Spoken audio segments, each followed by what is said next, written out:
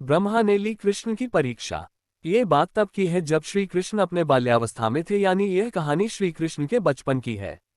उस समय ब्रह्मा जी को पता चला कि भगवान विष्णु स्वयं श्री कृष्ण के रूप में पृथ्वी पर अवतरित हुए हैं, तो उनके मन में श्री कृष्ण के दर्शन करने का विचार आया। वह ब्रह्मलोक से पृथ्वी पर आए और देखा कि अपने सिर पर मोर मुकुट को धारण किए एक बालक गायों और ग्वालों के साथ मिट्टी में खेल रहा है। ये दृश्य देखकर ब्रह्मा जी को विश्वास नहीं हुआ कि यह बालक विष्णु जी का अवतार है, लेकिन बच्चे के चेहरे पर अतुल्य तेज था। ये देखकर ब्रह्मा जी ने श्री कृष्ण की परीक्षा लेने का विचार किया। उन्होंने सबसे पहले गायों को वहां से उठा लिया। फिर जब श्री कृष्ण गायों को देखने के लिए गए तो उन्होंने वहां खेल रहे ग्वालों को भी उठा लिया और अपने साथ ब्रह्मलोक ले गए।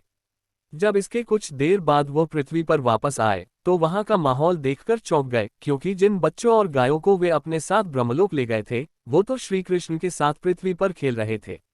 ये देखकर उन्होंने ध्यान लगाकर ब्रह्मलोक की स्थिति जाननी चाहिए। उन्होंने दिव्य दृष्टि से देखा कि सभी बालक और गाय ब्रह्मलोक में ही हैं। ये सब देखकर उन्हें श्री कृष्ण की लीला समझ आ गई और उन्होंने हाथ जोड़कर उनसे क्षमा मांगी। साथ ही प्रार्थना की कि प्रभु मुझे अपने असली रूप के दर्शन दें। तब श्री कृष्ण ने ब्रह्मा जी को अपना विराट रूप दिखाया। श्री कृष्ण के उस रूप के दर्शन करने के लिए कई और ब्रह्मा भी वहां पर आए गए। उन ब्रह्मा में कुछ 3 सिर के, कुछ 4 सिर के तो कुछ 100 सिर के थे।